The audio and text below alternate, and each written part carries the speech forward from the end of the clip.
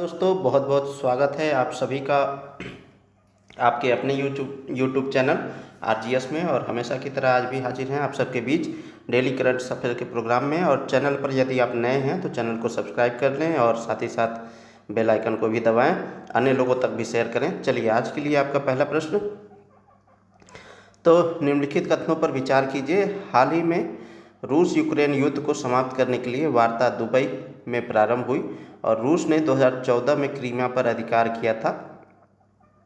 बताना क्या है आपको, तो कौन से कथन सही हैं? तो यहाँ पर दोनों कथन हमारे सही हैं। तो अभी जो है दुबई के जद्दा में ये वार्ता हो रही है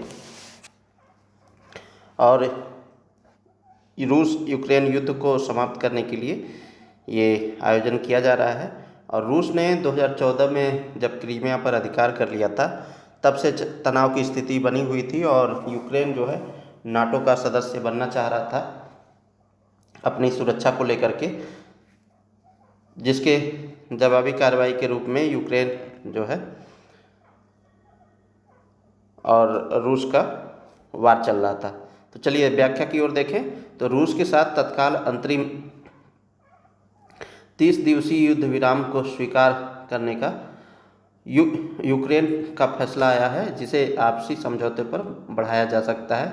3 साल से चल रहे युद्ध को बंद करने की दिशा में यह पहला महत्वपूर्ण कदम होगा। तो अभी जैसा कि आप लोगों को पता होगा कि व्लादिमीर जेलेंस्की और जो यूएसए के प्रेसिडेंट हैं डोनाल्ड ट्रंप जी, उनके बीच में यूक्रेन के संसाधनों को लेकर के तीखी नोकझोंक भी हुई। तो उस दौरान जो है ये वार्ता आयोजित कराने की कोशिश की गई थी, तो बात बनी नहीं। अभी जो है रूस के यूएई के जद्दा में ये कार्यक्रम चल रहा है। तो सऊदी अरब के जद्दा में वरिष्ठ स्तर की वार्ता के बाद अमेरिका और यूक्रेन द्वारा जारी एक संयुक्त बयान में घोषित इस फैसले में यह भी पता चलता है कि अमेरिकी राष्ट्रपति डोनाल्ड ट्रंप की भारी दबाव की रणनीति कीव पर काम कर रही है, कम से कम अभी के लिए। हाल तक यूक्रेन ने किसी भी युद्ध विराम से इनकार कर दिया था, यह तर्क देते हुए कि मास्को खुद को फिर से हथियार बंद करने के लिए युद्ध विराम का उपयोग करेगा। यूक्रेन, जिसने वार्ता के लिए पूर्व शर्त के रूप में क्रीमिया सहित अपने कब्जे वाले सभी क्षेत्रों में रूस की पूरी वापसी की मांग की थी, ने नाटो की सदस्यता के बदले में संपर्क की वर्तमान रेखा पर संघर्ष को ठंडा करने का विचार पेश किया था। जद्दा में दीवार के सामने यूक्रेन ने अमेरिकी प्रस्ताव स्वीकार कर लिया है और यूक्रेन की अर्थव्यवस्था का विस्तार करने और इसकी दीर्घकालिक समृद्धि और सुरक्षा की गारंटी देने के लिए खनिज समझौते पर हस्ताक्षर करने पर सहमत हो गया है। अमेरिका ने तुरंत कीव के लिए सैन्य और खुफिया सहायता फिर से शुरू कर दी है। चलिए अगले प्रश्न की बात करें। तो हाल ही में नियमित बाल टीकाकरण की डिजिटल निगरानी के लिए राइज ऐप उत्तर प्रदेश सरकार ने लॉन्च किया है और उत्तर प्रदेश सरकार के अनुसार राइज ऐप को पहले 181 जिलों में पायलट प्रोजेक्ट के रूप में लागू किया जाएगा। तो अभी जो है राइज ऐप कहाँ पर लॉन्च किया गया है? उत्तर प्रदेश में ही लॉन्च किया गया है और बाल टीकाकरण की डिजिटल निगरानी के लिए ये लाया गया है। तो उत्तर प्रदेश सरकार के अनुसार राज्य ऐप को पहले 181 जिलों में पायलट प्रोजेक्ट के रूप में लागू किया गया था। तो ये कौन से कथन सही हैं? यहाँ पर दोनों कथन सही हैं। चलिए व्याख्या को देखें। तो उत्तर प्रदेश सरकार ने अपने टीकाकरण कार्यक्रम को और अधिक प्रभावी बनाने के लिए रैपिड इम्यूनाइजेशन स्किल एनहांसमेंट यानी राइज ऐप लॉन्च किया है। यह डिजिटल प्लेटफॉर्म स्टाफ नर्सों, सहायक नर्स, मिडवाइफ और स्वास्थ्य कार्यकर्ताओं के लिए विकसित किया गया है, जिससे वे बच्चे के नियमित टीकाकरण की निगरानी और प्रबंधन अधिक कुशलता से कर सकें। इस पहल का उद्देश्य टीकाकरण कवरेज को बढ़ाना है, टीकाकरण से हिचकिचाने वाले परिवारों की पहचान करना और साथ ही साथ समुचित टीकाकरण सुनिश्चित कराना है। यह ऐप पारंपरिक प्रशिक्षण पद्धतियों को डिजिटल शिक्षण के से बदल करके टीकाकरण की सुरक्षा और प्रभावशीलता को बढ़ाने का कार्य करेगी। राइज ऐप एक डिजिटल प्रशिक्षण और निगरानी प्लेटफॉर्म है जिसे स्वास्थ्य कार्यकर्ताओं, यहाँ पर कार्यकर्ताओं को टीकाकरण कार्यक्रमों के प्रभावी क्रियान्वयन एवं सहायता के लिए डिजाइन किया गया है। यह ऐप रियल टाइम अपडेट प्रदान करेगा। राइज ऐप लागू करने का उद्देश्य टीकाकरण कार्यक्रम को प्रभावी, सुरक्षित और समय पर पूरा करना है। चलिए अगला प्रश्न देखें। तो हाल ही में किसे कनाडा के नए प्रधानमंत्री के रूप में चुना गया है? तो मार्क कार्नी जी को चुना गया है और इसके संबंध में डेली करंट अफेयर के प्रोग्राम में ही हम लोगों ने इस पर चर्चा की थी। और ये मार्क कार्नी जी लिबरल पार्टी के नेता हैं और ये चुने क्यों गए हैं? इसके पहले जो है जस्टिन ट्रूडो जो थे वहाँ के प्रधानमंत्री, उन्होंने अपने पद से इस्तीफा दे दिया था। तत्पश्चात इन्हें जो है यहाँ पर प्रधानमंत्री चुना गया है। तो ये रहे मार्क कार्नी जी और पूर्व केंद्रीय बैंकर भी रह चुके हैं ये। तो पूर्व केंद्रीय बैंकर मार्क कार्नी ने कनाडा के नए प्रधानमंत्री के रूप में शपथ ली है। ठीक है, और कार्नी 59 वर्ष के हैं, ने प्रधानमंत्री जस्टिन ट्रूडो की जगह ली है, जिन्होंने जनवरी में अपने इस्तीफे की घोषणा की थी। लिबरल पार्टी द्वारा नया नेता चुने जाने तक ट्रूडो सत्ता में बने रहे। उम्मीद है कि कार्नी आने वाले दिनों या हफ्तों में आम चुनाव की घोषणा कर सकते हैं।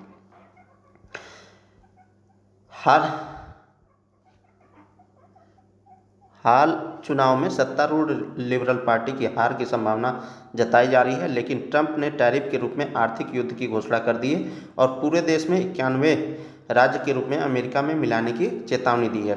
यानी कनाडा को यूएसए का हिस्सा बनाना चाहते हैं 91 राज्य के रूप में। अब इन बदले समीकरण के चलते लिबरल पार्टी को चुनाव में बढ़त मिलने के दावे किए जा रहे हैं। ट्रंप ने कनाडा के इस्पात और एल्युमिनियम पर 25% टैरिफ लगाया है और जो 2 अप्रैल से लागू हो जाएगा। वहीं मार्क कार्नी जब शपथ लिए तो उन्होंने भी रेसिप्रोकल टैरिफ लगाने का घोषणा किया था। ठीक है, तो जब उनका जो ओरिएंटेशन वाला ओथ वाला जब आप भाषण देखेंगे तो उसमें उन्होंने इसका जिक्र किया था। चलिए अगला प्रश्न देखें। तो हाल ही में भारतीय वायुसेना के लिए प्रोजेक्ट हैक किसने लॉन्च किया है? तो बाब bank, SBI bank, HDFC bank और आईसीआईसीआई बैंक। तो किसने लॉन्च किया है? एचडीएफसी बैंक ने लॉन्च किया है। किसके लिए किया है? भारतीय वायुसेना के लिए। ठीक है, तो ये रहा हक। ठीक, प्रोजेक्ट हैक यानी हवाई अनुभवी कल्याण केंद्र। तो एचडीएफसी बैंक और भारतीय वायुसेना ने प्रोजेक्ट हैक नामक लॉन्च किया है, जिसका उद्देश्य रक्षा पेंशन भोगियों, दिग्गजों और उनके परिवारों को वित्तीय सहायता और सेवा प्रदान करना है। इसका उद्देश्य क्या है कि एचडीएफसी बैंक यह पहल भारतीय वायुसेना के दिग्गजों और उनके परिवारों को आवश्यक सहायता प्रदान करने हेतु उन्हें आत्मनिर्भर बनाने के लिए समर्पित है। एचडीएफसी बैंक सीएससी अकादमी यानी common service centre e governance limited द्वारा प्रवर्तित है और इसके जो है सीएससी अकादमी के सहयोग से निम्नलिखित सेवाएं प्रदान करेगा। कौन कौन सी सेवाएं प्रदान करेगा? तो वित्तीय उत्पादों और सेवाओं में कौशल विकास एवं प्रशिक्षण देगा। साथ ही साथ रक्षा सेवा के दिग्गजों और उनके परिवारजनों को आर्थिक रूप से आत्मनिर्भर बनाने हेतु मार्गदर्शन करेगा। इस परियोजना के माध्यम से बैंक ने समाज के प्रति अपनी प्रतिबद्धता को दोहराया है, जिससे रक्षा कर्मियों का जीवन सुगम और सशक्त बनाया जा सके। प्रोजेक्ट हैक के तहत प्रमुख सुविधाएं क्या क्या मिलेंगी? तो प्रारंभ में 25 केंद्र स्थापित किए जाएंगे, जिनमें नई दिल्ली, बेंगलुरु, पुणे, गुवाहाटी, जोधपुर और अन्य शहर शामिल हैं। इन केंद्रों का उद्देश्य भारतीय वायुसेना के पेंशन भोगियों, पूर्व सैनिकों और उनके परिवारों को वित्तीय सेवाओं और अन्य आवश्यक सहायता प्रदान करना है। चलिए अगले प्रश्न की बात करें। तो हाल में संयुक्त राष्ट्र संघ द्वारा कब आशा दिवस मनाने की घोषणा की गई है? तो अभी फिलहाल में यूनाइटेड नेशन द्वारा 12 जुलाई को आशा दिवस मनाने की घोषणा की गई है। तो चलिए बात करें व्याख्या की, तो संयुक्त राष्ट्र महासभा ने 12 जुलाई को अंतर्राष्ट्रीय आशा दिवस घोषित किया है, जिसका उद्देश्य वैश्विक एकता, लचीलापन और कल्याण को बढ़ावा देना है। घोषणा की बात करें तो संयुक्त राष्ट्र महासभा ने 12 जुलाई को अंतर्राष्ट्रीय आशा दिवस घोषित करने के प्रस्ताव के पक्ष में मतदान किया है। इसके उद्देश्यों की बात करें तो इस प्रस्ताव का उद्देश्य वैश्विक एकता, लचीलापन और कल्याण को बढ़ावा देना है। इसके समर्थन में कुल 161 देशों का समर्थन मिला और भारत इस संदर्भ में उन 4 देशों के साथ था जिन्होंने इस प्रस्ताव पर मतदान से दूरी बनाए रखी, यानी भारत जो है गुट निरपेक्ष वाली स्थिति अपनाया था, मतदान नहीं किया। चलिए अगला प्रश्न की बात करें तो हाल ही में विश्व पैरा एथलेटिक ग्रैंड प्रिक्स 2025 का शुभारंभ कहाँ हुआ? तो ये जो है नई दिल्ली में हुआ। चलिए बात करें तो विश्व पैरा एथलेटिक्स ग्रैंड प्रिक्स प्रतियोगिता नई दिल्ली के जवाहरलाल नेहरू स्टेडियम में शुरू हो गई है। 3 दिन की प्रतियोगिता में 20 देशों के कुल 250 पैरा एथलीट जो है शामिल हो रहे हैं। तो कितने पैरा एथलीट शामिल हो रहे हैं? 250। इसमें 145 भारतीय और 105 अंतर्राष्ट्रीय खिलाड़ी शामिल हैं। ये सभी 90 खेल प्रतिभागियों में शामिल हो रहे हैं। तो खेलो इंडिया पैरा गेम्स 2025 यानी भारत पहली बार इतनी बड़ी पैरा एथलेटिक्स प्रतियोगिता की मेजबानी कर रहा है। भारतीय दल का नेतृत्व पेरिस पैरालंपिक 2024 के स्वर्ण पदक विजेता प्रवीण कुमार और नवदीप सिंह और धर्मवीर कर रहे हैं। चलिए अगले प्रश्न की बात करें तो हाल ही में राष्ट्रपति द्रौपदी मुर्मू द्वारा किस राज्य में समग्र कल्याण के लिए आध्यात्मिक शिक्षा अभियान प्रारंभ किया गया है? तो उत्तर प्रदेश, गुजरात, गोवा और हरियाणा। तो इसका राइट आंसर क्या होगा? हरियाणा। तो अभी राष्ट्रपति द्रौपदी मुर्मू जी का हरियाणा और चंडीगढ़ का 3 दिवसीय दौरा था। तो उन्होंने हरियाणा, चंडीगढ़ और पंजाब की 3 दिवसीय यात्रा पर जाएंगी। अपने दौरे के पहले दिन राष्ट्रपति हिसार में गुरु जम्मेश्वर विज्ञान और प्रौद्योगिकी विश्वविद्यालय के दीक्षांत समारोह में शामिल होंगी। साथ ही साथ इसी दिन वह ब्रह्म कुमारी के स्वर्ण जयंती समारोह के दौरान उनके द्वारा चलाए जा रहे राज्य स्तरीय अभियान यानी समग्र कल्याण के लिए आध्यात्मिक शिक्षा का शुभारंभ करेंगी। कल राष्ट्रपति बठिंडा में पंजाब केंद्रीय विश्वविद्यालय और एम्स के दीक्षांत समारोह में भी भाग लेंगी। शाम को वह मोहाली में पंजाब सरकार द्वारा आयोजित नागरिक अभिनंदन समारोह में हिस्सा लेंगी। साथ ही साथ बुधवार को राष्ट्रपति चंडीगढ़ में पंजाब विश्वविद्यालय के दीक्षांत समारोह में भी शामिल हुई। चलिए बात करें अगले प्रश्न की, तो हाल ही में किस देश में H7N9 बर्ड फ्लू मामलों में वृद्धि देखी गई? तो ये बर्ड फ्लू की बात हो रही है और ये जो है अभी फिलहाल में अमेरिका में वृद्धि देखने को मिली है। तो अमेरिका में फिर से फैला है बर्ड फ्लू। अमेरिका में पोल्ट्री फार्म पर H7N9 बर्ड फ्लू का बड़ा प्रकोप सामने आया है। मिसिसिपी के नोक्सबी में 47,654 मुर्गियों के फार्म में यह संक्रमण मिला है। यह 2017 के बाद पहला बड़ा प्रकोप है और इंसानों के लिए कितना खतरनाक है उसकी बात करें तो H7N9 वायरस मुख्य रूप से पक्षियों में फैलता है, लेकिन इंसानों को भी संक्रमित कर सकता है। 2013 में चीन में पहली बार इंसानों में पाया गया था। अब तक 1568 मामलों में 616 मौतें हो चुकी हैं। तो 1568 मामले पुरुषों व्यक्तियों में, इंसानों में पाए गए थे, जिसमें से जो डेथ रेट है वो ज़्यादा है, 616 मौतें हो चुकी हैं।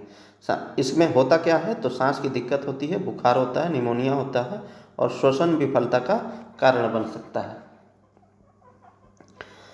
तो बर्ड फ्लू और खाद्य संकट की भी स्थिति बनाता है।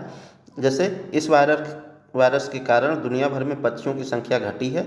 अंडे और चिकन की कीमतों में जबरदस्त उछाल आया है।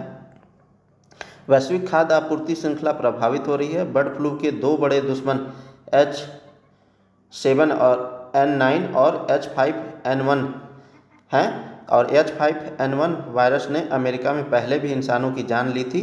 H7N9 कम फैलता है लेकिन ज़्यादा जानलेवा हो सकता है। दोनों ही वायरस पोल्ट्री उद्योग के लिए विनाशकारी साबित हो सकते हैं। तो ये रहा बर्ड फ्लू के बारे में। अब देखिए WHO का क्या कहना है इस संदर्भ में। तो WHO के अनुसार H7N9 अभी तक इंसानों में आसानी से नहीं फैलता है, लेकिन अगर वायरस में बदलाव आया तो यह महामारी का रूप ले सकता है। सावधानी बरतने की ज़रूरत है, हालांकि इंसानों में इसका प्रसार रोका जा सके, ठीक है, ताकि इंसानों में इसका प्रसार रोका जा सके। कैसे बचें इस खतरनाक वायरस से? WHO ने क्या कहा है? तो कच्चे या अधपके चिकन और अंडे खाने से बचें। पोल्ट्री फार्म और पक्षियों के संपर्क में सावधानी बरतें। अगर बुखार, खांसी और सांस लेने में परेशानी हो तो डॉक्टर से तुरंत संपर्क करें। WHO और स्वास्थ्य संगठनों द्वारा दी गई सुरक्षा गाइडलाइन का पालन करें।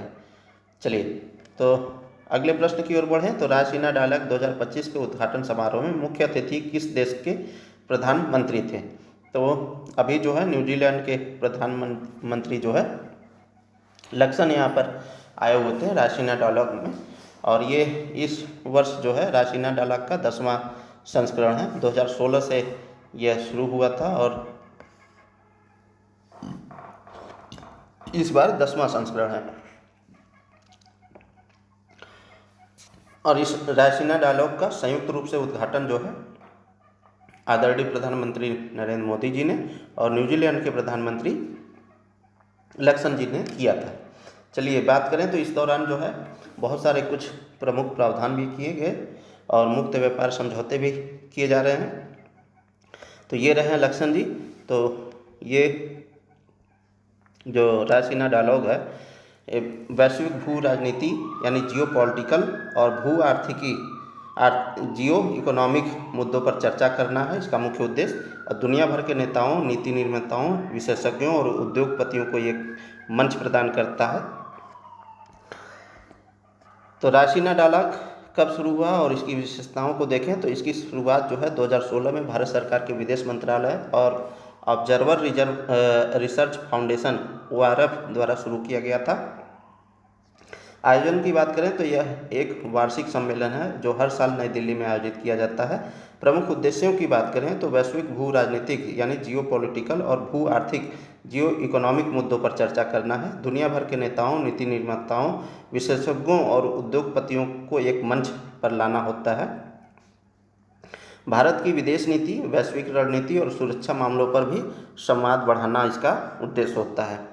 न्यूजीलैंड के प्रधानमंत्री माननीय क्रिस्टोफर लक्सन द्वारा उद्घाटन सत्र में मुख्य अतिथि के रूप में शामिल हुए और मुख्य भाषण दे चुके हैं। और 10वें रायसीना डायलॉग में लगभग 125 देशों के प्रतिनिधि भाग लेंगे, जिसमें मंत्री, पूर्व राष्ट्राध्यक्ष और सरकार प्रमुख, सैन्य कमांडर, उद्योग जगत के प्रमुख, प्रौद्योगिकी क्षेत्र के नेता, शिक्षाविद, पत्रकार, शारीरिक मामलों के विद्वान, अग्रणी थिंक टैंक के विशेषज्ञ और युवा इसमें शामिल होंगे। रायसीना डायलॉग का आयोजन कितने सालों में होता है? तो यह सम्मेलन हर साल आयोजित किया जाता है। साथ ही साथ 2025 की थीम की बात कर लें तो 2025 की थीम काल चक्र, लोक, शांति और ग्रह है। ठीक है, इस पर एक शॉर्ट वीडियो भी हमने डाला था, ठीक है, इसी चैनल पर उपलब्ध है, आप लोग उसे भी देख सकते हैं। तो किस तरीके से उन्होंने लक्सन जी ने सत श्री अकाल, नमस्कार करके संबोधन किया। ठीक है, तो भारत और न्यूजीलैंड ने रक्षा, शिक्षा क्षेत्र, बागवानी और वानिकी में 5 महत्वपूर्ण समझौतों पर हस्ताक्षर भी किए हैं। इस समझौते से यह समझौता 17 मार्च 2025 को नई दिल्ली में प्रधानमंत्री नरेंद्र मोदी और न्यूजीलैंड के प्रधानमंत्री क्रिस्टोफर लक्सन के बीच हुए।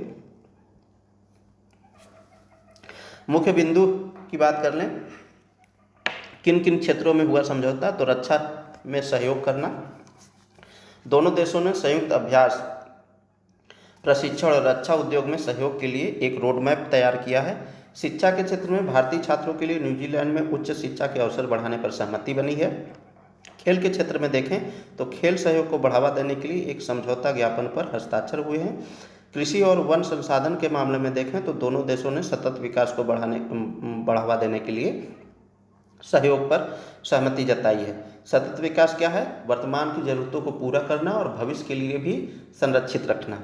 ठीक है, तो इसके संबंध में भी बातचीत हुई है, समझौता हुआ है। और यहाँ पर मुक्त व्यापार समझौता यानी फ्री ट्रेड एग्रीमेंट पर चर्चा हुई है।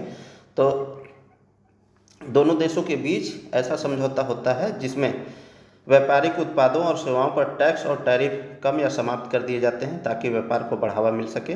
भारत और न्यूजीलैंड ने एक पारस्परिक रूप से लाभकारी मुक्त व्यापार समझौते FTA पर बातचीत शुरू करने का फैसला किया है। इसका उद्देश्य आपसी व्यापार और निवेश को बढ़ावा देना है। चलिए अगला प्रश्न है क्वाड वर्कशॉप से। तो हाल ही में क्वाड वर्कशॉप का आयोजन किस देश में किया गया? तो ये भारत में किया गया। चलिए व्याख्या को देखें। तो क्वाड कार्यशाला महामारी से निपटने की तैयारी पर खास चर्चा हो रही है। कार्यशाला की मुख्य जानकारी की बात करें तो आयोजन स्थल नई दिल्ली भारत में हो रहा है। अवधि कब से कब तक होगी? 3 दिन तक होगी। उद्घाटन कौन करेगा? केंद्रीय स्वास्थ्य और परिवार कल्याण राज्य मंत्री अनुप्रिया सिंह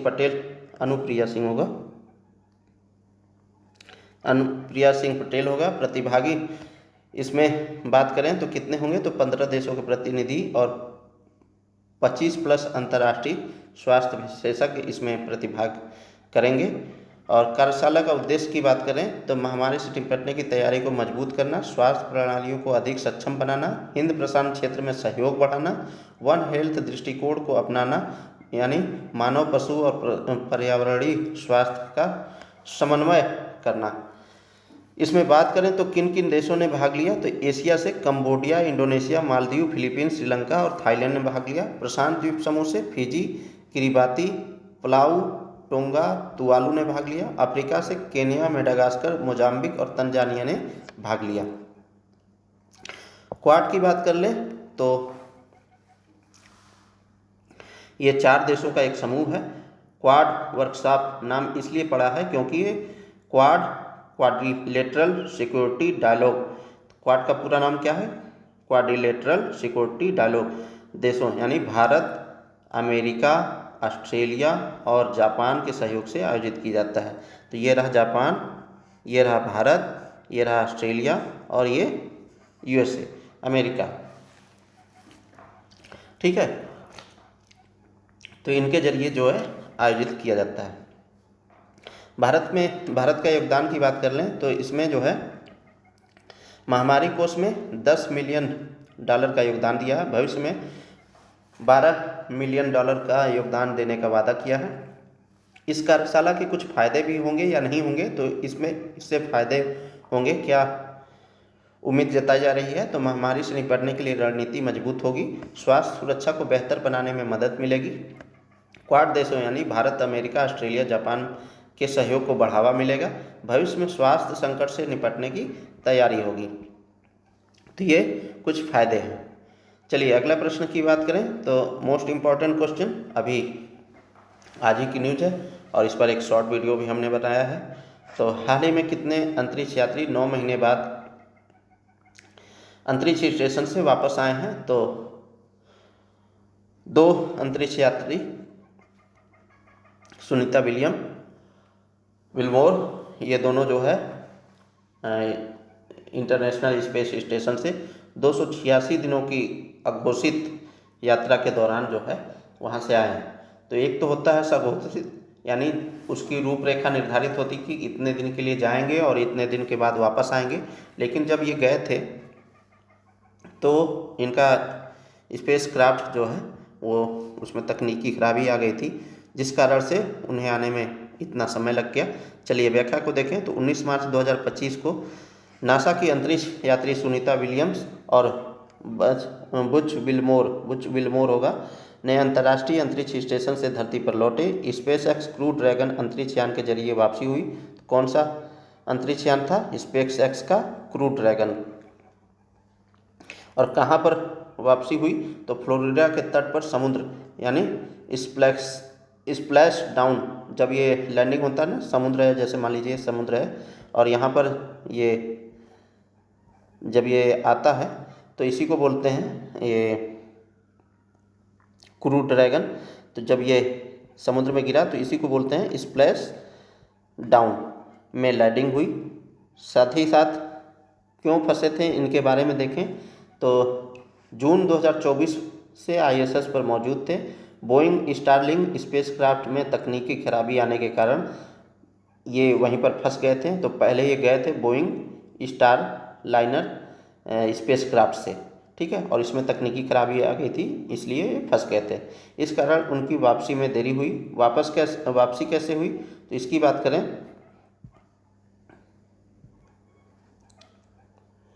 तो नासा के निक हेग और रूसी अंतरिक्ष यात्री अलेक्जेंडर गोर्बनोव के साथ लौटे हैं और स्पेस एक्स क्रू ड्रैगन यान के जरिए सुरक्षित वापसी हुई है। चलिए अंतर्राष्ट्रीय स्पेस स्टेशन के बारे में देख लें तो पृथ्वी से 400 किलोमीटर ऊपर स्थित मानव निर्मित स्टेशन है, यानी लियो है। इसकी स्थापना जो है यानी आईएसएस की स्थापना 1998 में किया गया था।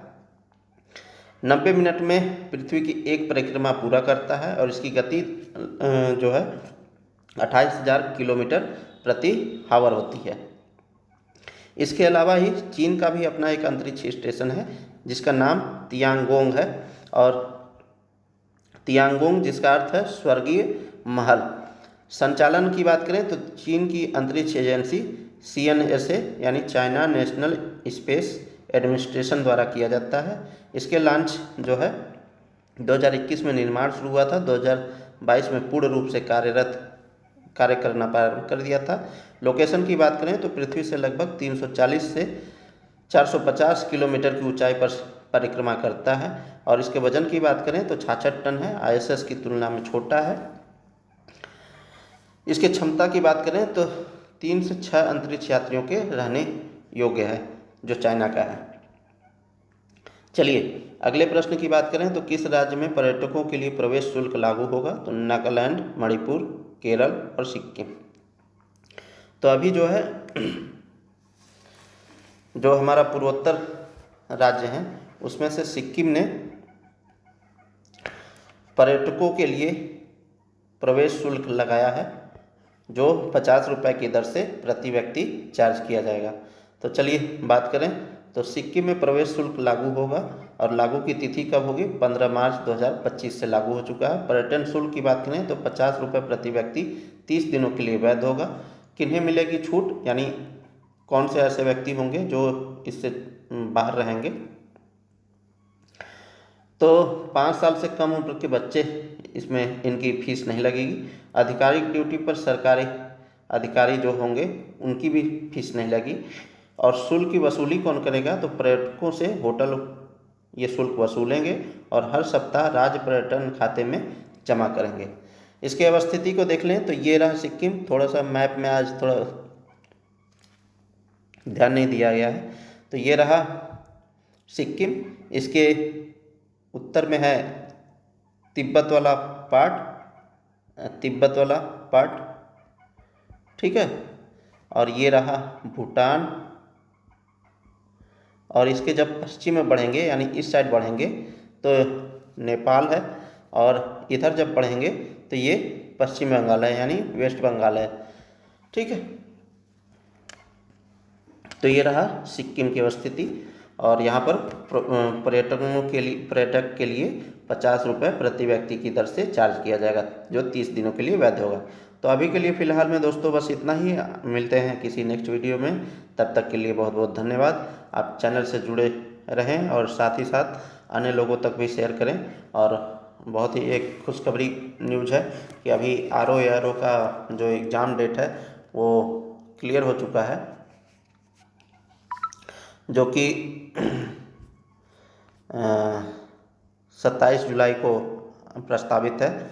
और उम्मीद है आप लोग अपनी तैयारी को बेहतर ढंग से गति दे रहे होंगे और डेली करंट अफेयर के साथ बने रहिए, अपने शॉर्ट नोट्स बनाते रहिए, रिवीजन करते रहिए, ज़्यादा से ज़्यादा MCQ लगाइए ताकि आने वाले समय में आप जो परीक्षा हाल में बेहतर परफॉर्म कर सकें।